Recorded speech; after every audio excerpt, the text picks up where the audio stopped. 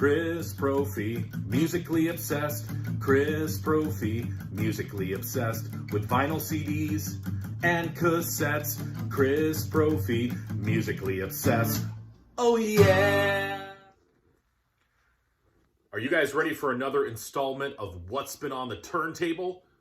Well, let's get into this. I'm going to show you some albums that I have been spinning over the last week. I'm going to start with a very famous band from the Discord label. I'll wait for a second. Do you guys know who I might be talking about?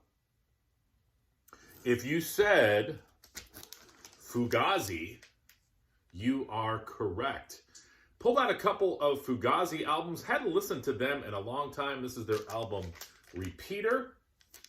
And then I also pulled out the album 7 Songs, which opens up with one of my favorite songs, Waiting Room. Fugazi, very interesting band. They fell into the punk category, but yeah, they sort of had a very unique sound, and put these albums on, definitely spun them a few times each, because they're a band where you kind of have to really listen to the songs and the albums, because there's little snippets that come out here and there when you least expect it. So Fugazi putting a very unique imprint on the punk genre.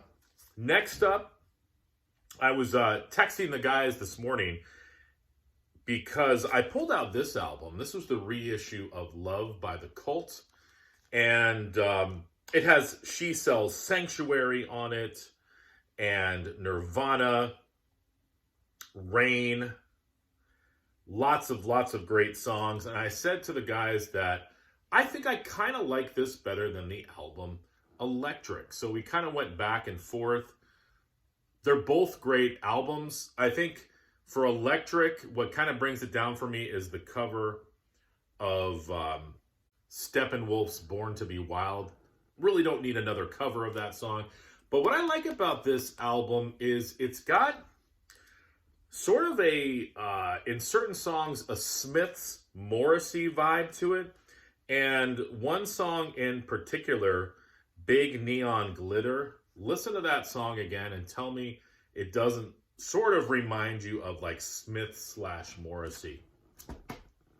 All right, something completely different. Just got done spinning a Japanese pressing of Wild Honey, one of my favorite Beach Boys songs. And it ends with a song called Mama Says, and I had forgotten how good that song is. I don't believe that there are any instruments in the song. I think it's just all instrumental. Eat a lot, drink a lot, brush them like crazy. Just a very cool Brian Wilson tune. Love the cover as well. Sounds great, too. Are you a Kiss fan? Are you an Ace Frehley fan? Are you a guitar fan?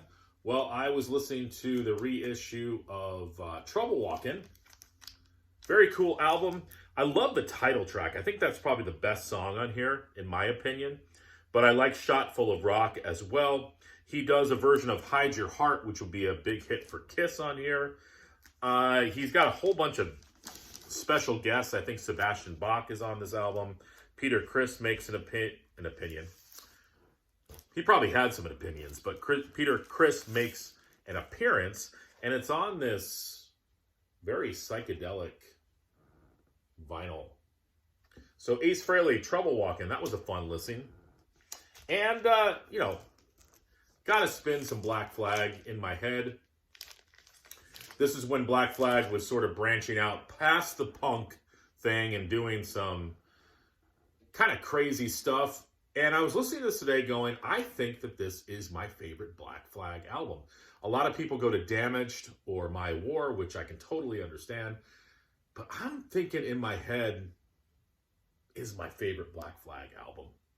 It opens up with just some crazy reverb-drenched Rollins vocals on Paralyzed and The Crazy Girl and Black Love, but I love the title track. And side 2, going from drinking and driving to Retired at 21 to Society's Tease. Amazing. With all the talk about Bob Dylan in the new movie, I haven't seen the new movie yet. decided to pull out Blonde on Blonde. And like the Fugazi albums, I spun this quite a few times. And yes, folks, this is a classic. And I noticed, or I re-noticed this, and it's hard to see on here, but it's a blurry cover.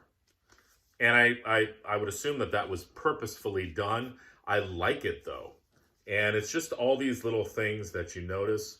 You can't go wrong with the songs, and what a classic album. Had fun listening to this. And I'm going to end with two post-punk albums by a band called Gang of Four. And I listened to their album Entertainment and also Solid Gold. And if you don't know who Gang of Four is, like I said, I would assume that they would probably fall into that post-punk category. But what makes Gang of Four, for me, such a great listen are the bass lines of almost every song. And I got to look up who the bass player of Gang of Four is, because the bass lines are phenomenal. And that's what, for me, carries those songs and those albums so good. I got Talking Heads vibes when I was listening to Gang of Four. So yeah, kind of just that whole post-punk, Talking Heads, Public Image Limited sort of thing going on with Gang of Four. Very cool. So that's what I've been spinning. What have you guys been listening to? All right, enjoy the weekend. Bye.